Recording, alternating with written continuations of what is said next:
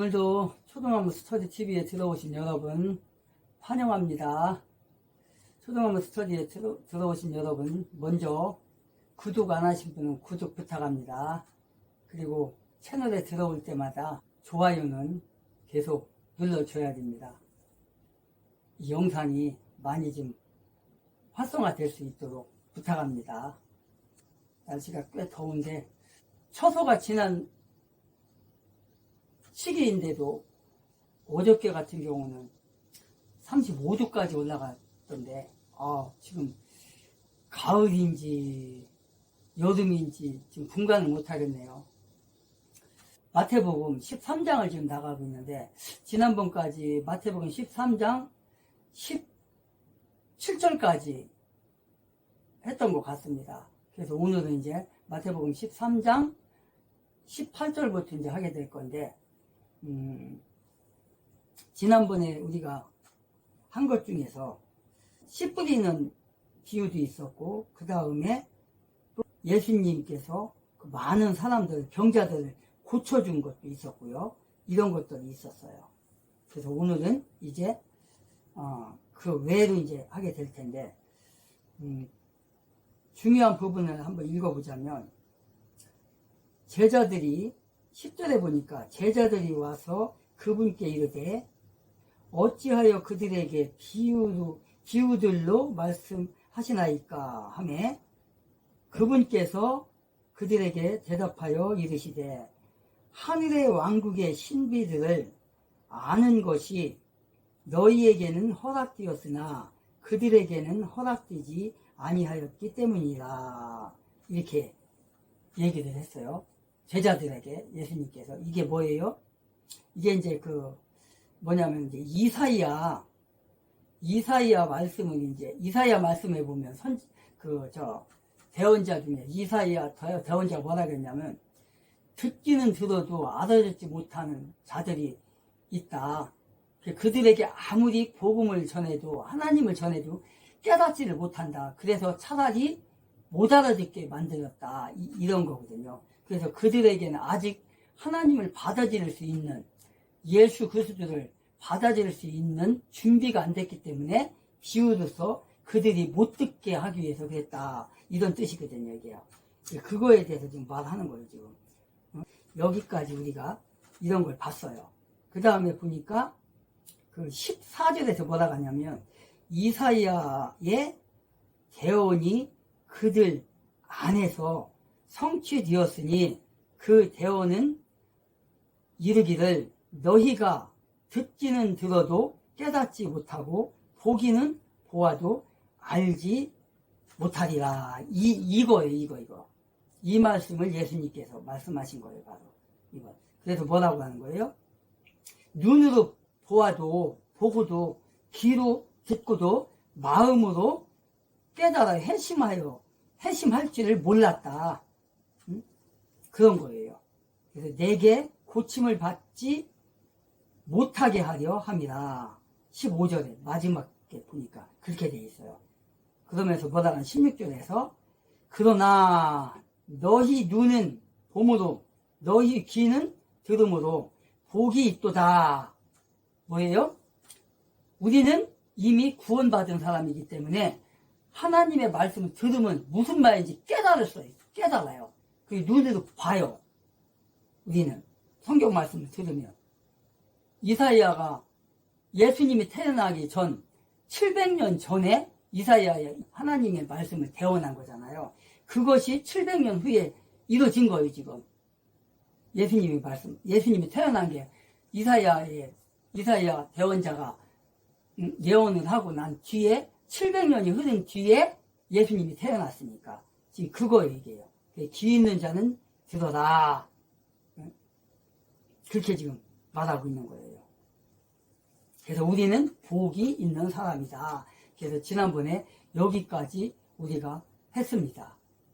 그래서 대언으로서의 메시아를 열렬히 사모했을 그 제자들, 그러나 구약시대에 이사야가 대언했을 때는 깨닫지 못했던 자들, 그래서 예수님이 지금 그 얘기를 하는 거예요. 그래서 예수 그리스도를 위해 헌신하는 삶을 살아야 된다는 것을 볼 수 있어요, 우리가. 18절에 보니까, 오늘 여기서부터 하게 될 텐데, 18절에 보니까, 그러므로 너희는 씨 뿌리는 자의 비유를 들으라. 어떤 사람이 왕국의 말씀을 듣고 그것을 깨닫지 못할 때에는 그 사악한 자가 와서 그의 마음속에 뿌려진 것을 채워 나가니 이 사람은 길가의 씨를 받은 자니라. 지금 뭐 나가는 겁니까? 지금 여기서 그러므로 너희는 씨 뿌리는 자의 비유를 들으라. 그러니까 너희 귀가 열렸냐? 너희 귀가 열렸냐? 아까 우리 10절과 16절과 17절에서 뭐라 그랬어요? 이사야의 대언의 말씀을 구약시대 때 사람들이 듣고도 깨닫지 못했잖아요. 그 말씀을 너희는 듣고 있다는 거예요. 왕국의 말씀을 듣고 그것을 깨닫지 못하는 자가 아니라 너희들은 깨닫는 자가 되라. 그러면서 그의 마음속에 뿌려진 것을 채워가느니라. 그러니까 이게 뭐예요, 지금? 씨가 뿌려진 장소가 어디라는 거예요, 지금? 채워간다는 거. 뺏어간다는 거잖아요. 하나님의 말씀을 받아들이는 사람들의 심령에 뭐라는 거예요? 그 상태를 지금 말하는 거예요. 상태를. 농부가 씨를 뿌리는 데 있어서, 농부에게 있어서 결실의 희망을 가지고 뿌리는데 그 씨가 어떻게 된다는 거예요? 나지 않는다는 거예요. 죽는다는 걸 얘기하는 거잖아요. 기상의 변화에 말라 죽는 거예요. 밭에 뿌려지지만 그 씨가 조금 견디다가 없어졌다는 걸 지금 얘기하는 거라는 거예요. 여기에서 씨에 해당하는 하나님의 말씀은 결코 뿌려지는 이 하나님의 말씀의 씨는 어떻게 된다는 거예요? 우리의 마음속에, 여러분의 마음속에, 우리들의 그리스도인들의 마음속에 합당하게 받아들여져서 정말 생활 속에서 그 씨가 자라나서 풍성하게 돼서 실천의 길로 우리가 생활 속에서 나아가야 된다는 걸 지금 말하는 거예요, 지금. 어떤 사람이 왕국의 말씀을 듣고 그것을 깨닫지 못할 때에는 그 사악한 자가 와서 어떻게 한대요? 그의 마음속에 뿌려진 것을 뺏어간다는 거예요. 채워간다는 거예요. 도둑질해 간다는 거예요. 강도질해 간다는 거예요. 그래서 그 씨가 마음의 밭에 뿌려지지만 세상의 염려와 물질의 욕심에 빠져서 하나님 말씀보다는 세상의 재리의 유혹에 빠져서 하나님을 버린다는 거예요. 그게 지금 이 씨 뿌리는 여기에서 지금 나타나는 거예요, 지금. 19절에서 지금. 그의 마음속에 뿌려진 것을 채워가느니라.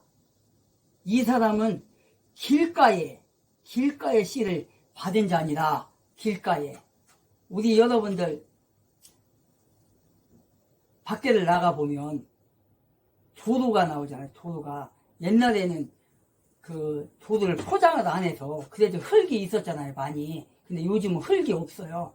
흙이 없고 그냥 보드블록이나 아니면 쇠 공고리로 하고 또 요즘은 또 그걸로도 하더라고요. 그 아스팔트. 차 도로에 보면은 그 까는 거 있잖아요. 그걸 지금 인도에다도 깔더라고요. 보니까. 그런 거 깔은 뒤에다가 아무리 씨를 뿌린다가 한들 그게 씨가 자라나나요? 못 자라나요? 그냥 말라 죽어요. 말라 죽거나 아니면 비둘기가 와서 쪼아먹거나 참새가 와서 쪼아먹거나 다 쪼아 먹어요. 그거를. 그래서 싹이 날 수가 없어요. 지금 그 말인 거예요. 길가에 뿌려졌다는 것은 바로 그런 걸 얘기하는 거예요. 그러면서 20절에 보니까 그러나 돌밭 속에 씨를 받은 자 바로 그 자는 말씀을 듣고 즉시 기쁨으로 그것을 받아들이지만 21절에 자기 안에 뿌리가 없어 잠시만 견디는 자니 말씀으로 인해 환난이나 핍박이 일어나는 때에 곧 그가 걸려 넘어지느니라. 23절까지 보면 가시나무들 사이에 씨를 받은 자 또한 말씀을 듣되 이 세상 염려와 재물의 속임수가 말씀을 숨막히게 하므로 열매 맺지 못하게 되는 자니라. 이렇게 되어 있어요. 20절, 21절, 22절에 이렇게 기록하고 있어요. 뭐예요? 방금은 길가에 뿌려진 거라겠잖아요. 근데 이번에는 또 어디에 뿌려졌대요? 돌밭에 뿌려졌대요. 돌밭에. 길가에 뿌려졌던 것이 이제는 돌밭에 뿌려졌고, 그리고 또 어디에 뿌려졌어요? 그 다음에 가시나무들 사이에 뿌려진 것도 있어요. 가시나무 지금. 그래서 숨 막혀 죽었다고 지금 얘기를 하는 거예요. 이게 뭡니까 지금? 예수님께서 우리들의 여러분들의 마음속을 지금 말하는 거잖아요. 아까 길가에 떨어진 것과 마찬가지로 돌밭에 돌이 많은 곳에 씨가 뿌려지면 자라갈 수가 없어요. 뿌리가 내릴 수가 없어요. 돌밭이기 때문에. 그래서 지금 이 돌밭이라고 지금 이 성경에서 이렇게 말하고 있잖아요. 자, 우리 대한민국의 밭을 생각하면 안 돼요. 하기다 뭐 우리 대한민국의 밭도 뭐 강원도라든가 뭐 이런 산골짜기에 있는 밭은 돌이 많이 있어요, 사실. 우리나라에. 그런데 그런 이스라엘이라는 나라, 팔레스틴에 가면은 거의가 다 석회서 돌밭, 거의가 그린 거예요. 그래서 그런 뒤에다가 아무리 씨를 뿌려도 잘 자라나지를 못해요. 그래서 예수님이 지금 이 비유를 한 거예요. 그 상황에 맞게 지금. 그래서 이렇게 보면서 돌이 많고 그 다음에 석회석이 많은 밭에 아무리 씨를 뿌린다 한들 그게 잘 자라겠느냐 그런 거예요. 그러니까 그걸 보면서 우리 인간의 마음, 사람의 마음을 지금 비유한 거예요. 지금 돌밭으로. 자, 너희들의 마음이 지금 너희들이 보고 있는 저 밭을 보라. 산에 있는 저 돌밭을 보라. 그런 돌밭에 씨를 뿌리는 것 같이 내가 천국의 복음을, 왕국의 복음을 아무리 전해도 너희들의 마음이 저 돌밭 같은 그런 심정이라면, 그런 마음속이라면 내가 아무리 하나님의 복음을 너희들에게 전한다 한들 그게 자라나겠느냐. 지금 이 말인 거예요. 내가 아무리 왕국에 대한 복음을 전한다 한들 지금까지 내가 수많은 사람들한테 내가 복음을 전했다. 하나님의 왕국에 대한 말씀을 너희들에게 선포를 했다. 그러나 지금 구원받은 사람, 내가 선포하는 그 말씀을 받아들인 사람들은 소수에 불과하다. 소수에 그쳤다. 너희들 보지 않았느냐? 내 고향에서 내가 복음을 전할 때, 하나님의 왕국의 복음을 전할 때 많은 사람들이 어떻게 했냐? 나를 배척했다. 응? 내가 게네사렛 그 땅에 들어갔을 때 그 묘지 사이에서 살았던 그 두 사람의 마귀 들렸던 그 사람의 그 마귀를 쫓아서 돼지에게 들어가라 했을 때 500마리가 넘는 그 돼지들이 배당이로 가서 몰사에 강물에 빠져 죽었다. 그때 그 주인과 그들이 뭘 하겠냐? 나를 쫓아냈다. 여기를 떠나기를 바랬다. 그 마귀 들렸던 자, 그 두 사람만 복음을 받아들였다. 그리고 또 몇몇 사람만 복음을 받아들였지 90%가 되는 사람들이 복음을 받아들였다. 이게 바로 돌밭이라는 거예요. 이게 돌밭 같은 그 마음이기 때문에 아무리 내가 왕국에 대한 말씀을 너희들에게 들려준다 할 때 너희들이 깨닫지 못한다.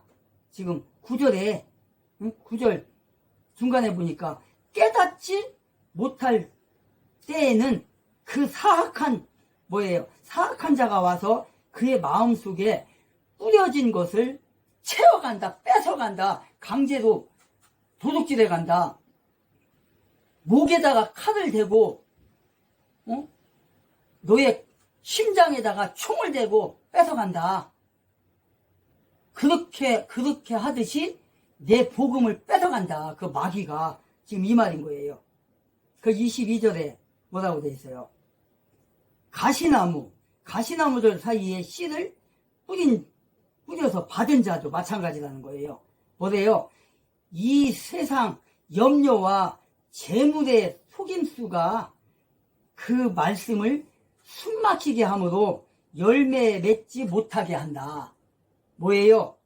세상에 유혹, 세상에 요즘 여러분들 밖에 나가봐봐요.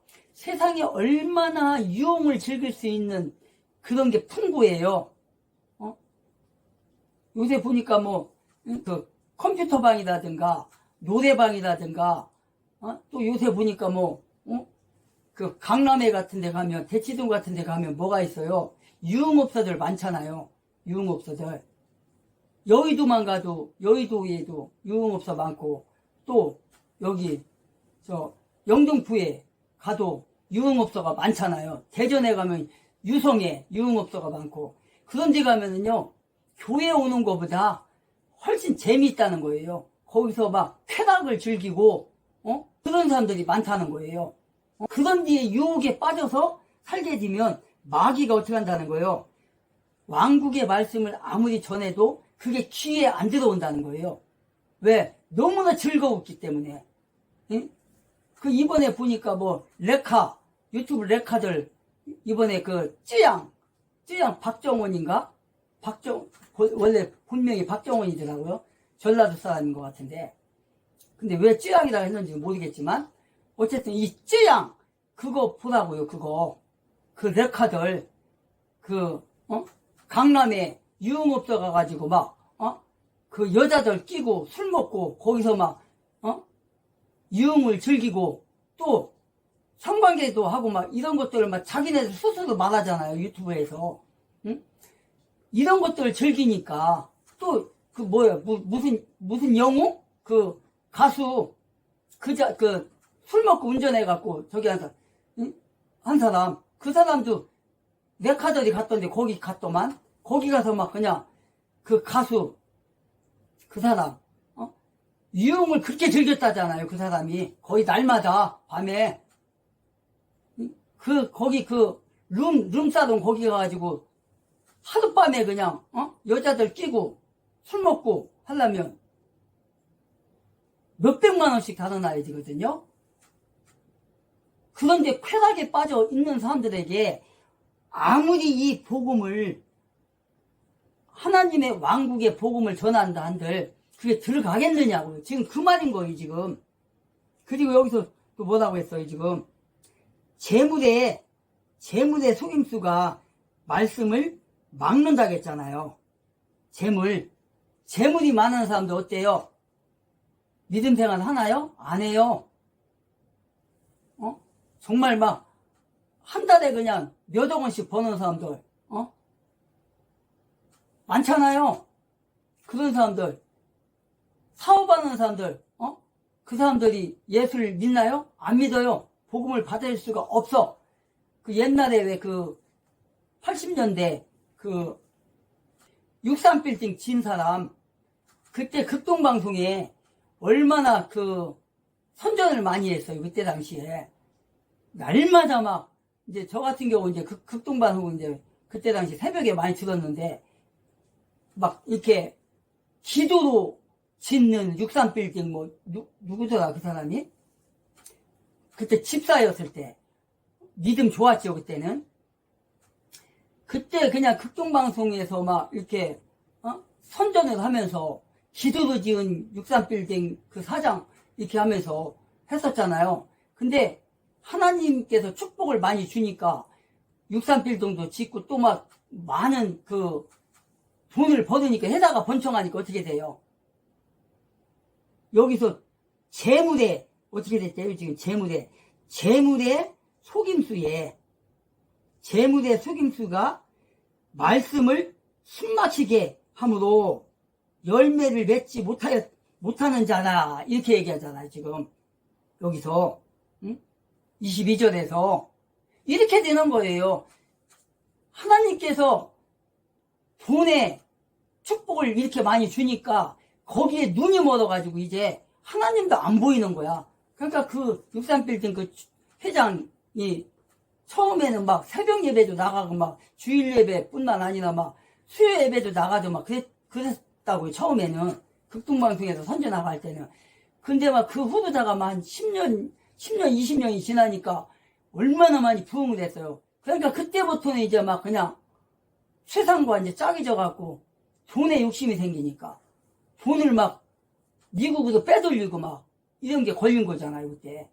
그래갖고 결국 어떻게 됐어요? 폭망했어요. 회사 다 뺏기고 지금 거지가 됐어요. 알거지가. 이렇다고요. 하나님의 말씀을 무시하니까 그렇게 된 거예요. 지금 그 얘기인 거예요. 그래서 우리는 재리의 욕심, 세상의 염려와 물질의 그 염려가 빠지면 안 된다. 우리는 오로지 돈이 많든 적든 하나님의 말씀을 붙들어야 된다. 정치하는 사람들 보세요. 정치하는 사람들. 기업인들 뿐만 아니라 정치하는 사람들 보란 말이에요.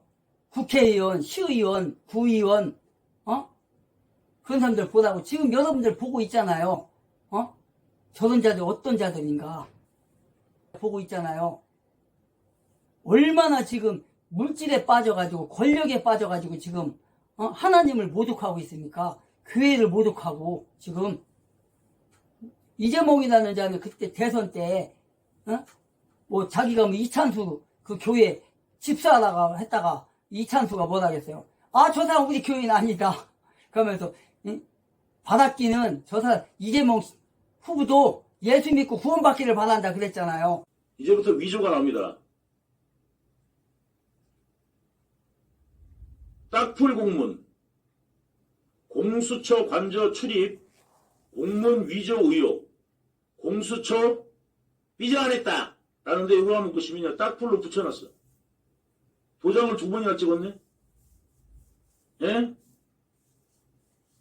여기 내용을 보면요. 군사기지법 제9조 및 같은 법 시행령 제8조에 따라 요청 대상 주소지에 대한 출입을 허가합니다 라고 되어 있죠. 진짜 허가 받았을까요? 고위공직자 범죄수사처가 이 도장을 어떻게 받았는지 지금부터 말씀을 드리겠습니다. 어떻게 받았는지 지금부터 잘 들어주십시오. 고위공직자 범죄수사처가 어떻게 했냐면요. 출입허가 공문 자체도 55 경비단장과 관인을 탈취해서 직접 찍은 셀프 승인 공문으로 허위를 하고 드러났다는 겁니다. 논란은 14일 공수처가요. 잘 들으세요. 이런 짓까지 한다니까요. 무도하게. 사람들 못 가게. 그거 다치니까 가지마가 아니라 이 자들은 이런 짓까지 합니다. 공수처라는 데가. 고위공직자 수사처가 공수처입니다. 예? 공무원 비리를 다루는 것이 공수처예요. 대통령의 내란 혐의를 다루는 것이 아닙니다. 고위공직자 비리를 다루는 것입니다. 수사권이 없어요. 예? 당연히 체포권한도 없습니다. 여기서 근데 또 체포를 받아 해보려고 뭐를 시도하는지 보십시오. 55 경비단으로부터 영장 집행을 위한 출입 허가를 받았다고 공지하면서 시작됐다. 근데 국방부와 경호처는 사실이 아니다. 그런 게 없다. 아니다. 그런 거예요. 어떻게 된 일이냐. 오후 2시 25분 55 경비단으로부터 체포영장과 관련 대상지역 출입을 허가한다는 공문을 수신했으며 4시 24분 55 경비단으로부터 대통령 경호처 출입 승인 담당 부서에 추가적인 출입 승인이 필요하다는 공문을 수신했다라고 공수처가 밝혔는데요. 새빨간 거짓말이었습니다. 이 내용을 보면요. 공문 2부 가운데 최신 공문이 아닌 자신들에게 유리한 2시 25분 공문을 근거로 집행했다는 점도 문제지만 이 또한 정식 공문이 아닌 것으로 드러나면서 논란이 촉발됐다. 공수처가 2시 25분에 받았다고 공개한 공문을 보면 공수처 자체 문서에 쪽지를 붙여 55 경비단 도장을 찍은 형식으로 돼 있다. 윤 대통령 법률 대리인단에 따르면 55 부대장은 2시 25분 1차 공문이 공수처로 나왔을 당시 경찰에 출석한 상태라 공문 발신이 불가능한 상태였다. 그러니까 공문을 도장을 찍어줄 사람은 어디 있었어요? 오히려 공수처에 있었어요. 그러니까 경비단에 직인이 있으니까 경비단 직인을 찍으려면 그 직인이 찍으려면 어디 있었어야 돼요? 공수처에 있어야 되는데 아니 55 경비단에 있었어야 되는데 그 경비단장이 어디 있었다고? 공수처에 있었다고요. 왜 공수처에 있었냐? 공수처 공문은 그러면 어떻게 제작됐을까? 대리인단은요. 경찰 국가수사본부는 55 부대장에게 추가 조사할 거 있으니까 와라 그래가지고 추가 조사할 게 있다고? 그래서 55 경비단장이 공수처를 방문합니다. 그런데 막상 55 경비단장이 오니까 추가 조사는 하지 않고 55 부대장에게 요구한 것은 뭐냐? 관저 출입 승인을 해달라는 겁니다. 관저 출입 승인을. 추가 조사 할 테니까 오세요 해놓고요. 추가 조사는 안 하고 뭐로 했다고요? 관저 출입증 도장 찍어달라고 요구했다는 겁니다. 이거요. 민주당이 맨날 유동규한테 하는 검사하고 그때 조서 안 쓰고 왜 이야기를 했어요? 검사가 회의한 거 아니에요? 맨날 물어보는 그것만 해도 맨날 왜 조서를 안 썼어요? 왜 조서를 요만큼밖에 안 썼어요? 그 시간에 회유당한 거 아니에요? 이따위 이야기를 하면서 이 공수처는 오히려 그거를 한 발 더, 두 발 더, 10발도 나가서 어떻게 했다고요? 수사, 아니야. 사실은 넣으라는 거 추가 조사하려는 게 아니고 여기다 도장 좀 찍어달라고 이랬다는 거예요. 그래가지고 공수처와 경찰, 국방부 서기관 등 3명이 55 부대장에게 관저 출입을 승해달라. 어디요? 공수처와 경찰, 국방부 서기관 3인이 55 부대장에게 관저 출입 승인해달라. 이 3사람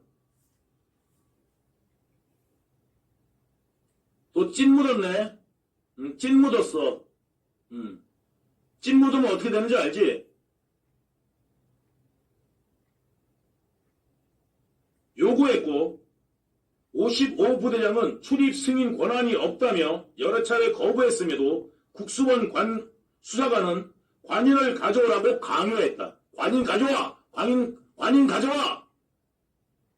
이어 55 부대장은 어쩔 수 없이 부대원에게 관인이 가져올 것을 지시했고 관인이 도착하자 수사관이 자신이 공문을 가져와 그것에 관저 출입 허가 내용이 적힌 쪽지를 붙인 후 55 부대장으로부터 관인을 건네받아 직접 수사관이 찍었다. 이게 허가 내준 겁니까 여러분?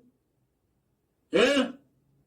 조폭들이 가가지고 이 집 포기한다는 여기 갇혔어. 지장 찍어. 안 그러면 내가 손가락 잘라가지고 찍는다. 뭐 이런 거야? 어? 조폭과 더한 질 아닙니까 이게. 지가 찍어요? 그리고요 55 부대장은 날인되는 문서를 정확하게 확인도 하지 않은 상태에서 관인 날인됐다고 말했다. 뭔지도 모르고 찍었다는 거예요. 찍더라는 거예요. 뭔지도 보지도 못했대요. 그건 본인은. 그래가지고요. 55부대장은 공문 내용이 무언지 제대로 확인할 수 없었고 부대에 복귀한 뒤 관저 출입 승인을 요청하는 전자공문이 온 사실을 확인해가지고 이후 자신에게 승인 권한이 없음을 명확히 밝힌 공문을 발송했다. 55부대장이 부대를 복귀한 뒤인 4시 24분 2차 공문이 공수처에 발송한 정식 공문으로 보인다. 정식 공문, 자, 가짜 공문은 이렇게 뭐냐면 누더기고요. 예? 용지를 덧대가지고 찍은 거고요. 그러니까 관인 가져와! 해가지고 찍은 거고요. 지들이 찍은 거고. 정식 공문, 공수처에다가 55 경비단이 보낸 공문을 보여드리겠습니다. 바로 여기에 있는데요. 자, 내용을 보면은 수사 협조를 요청하신 지역은 군사시설보호법에 정한 군사시설보호구역이며 동시에 국가보안 경호구역으로 지정되어 우리 기관에서 단독으로 출입에 대한 승인이 제한됩니다. 따라서 대통령 경호처 출입승인 담당 부서에 추가적인 출입승인이 필요함을 안내해드립니다. 이게 정식 공문입니다. 예? 이 공문도 없이 이 앞에 공문을 가지고 가짜로 찍은 자기들이 찍은 공문을 가지고 마치 승인받은 것처럼 행사를 한 겁니다. 국방부에서는 뭐라고 그랬냐면요. 국방부 대변인실입니다. 공조본에서 경호부대장이 관저지역 출입을 승인했다는 것은 사실과 다름. 공조본에서 보내온 공문에 대해 경호부대는 아래와 같이 해신하였음. 수사협조를 요청하신 지역은 군사시설보호구역이며 동시에 국가보안시설 및 경호구역으로 지정되어 우리 기관에서 단독으로 출입에 대한 승인이 제한됨. 따라서 대통령 경호처 출입승인 부서에서 추가적인 출입승인이 필요함을 안내해드립니다. 이게 국방부 공식 대변인실에서 나온 것입니다. 공수처에도 분명히 안 된다고 알렸고 국방부에서도 안 된다고 알렸습니다. 그런데 마치 자기들이 그거 관인 가져와 해서 자기들이 찍은 그 관인을 실제같이 활용했다. 이거는 어마어마한 범죄입니다. 왜 이들이 이렇게 범죄까지 저질러서 대통령을 체포했어야 될까요? 민주당과 이재명당이 뭐라고 했습니까? 총알을 맞더라도 체포해와. 안 그러면 너부터 탄핵이야. 너 끝났어. 이 협박을 해오지 않았습니까? 그리고 오동훈은 너무 많이 발길을 들였어요. 여기서 발을 빼자니 어떻게 되겠습니까? 윤 대통령이 다시 돌아오게 되면 본인은 내란죄를 지게 됩니다. 잘못하면. 예? 단순히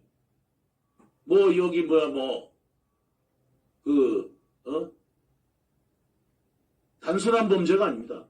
그렇기 때문에 오동훈은 갈 곳이 없겠죠. 마지막 선택지가 어디요? 위법을 해서라도 대통령을 체포해야겠다. 여기까지 간 거라고 저는 생각됩니다.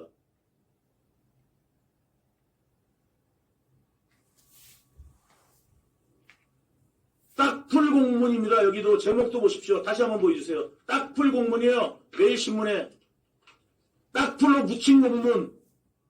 예. 그래서 신문의 헤드라인에 딱풀 공문이라고 찍어놓은 겁니다. 이게 지금 공수처입니다. 대통령을 체포하려면 최소한 명확하게 법에 위배되지 않게 해도 문제가 될 건데. 이런데 불구하고 이들은 이런 허술한 문서 가지고 대통령을 체포하기에 이르렀습니다. 이게 지금 현재 대한민국입니다.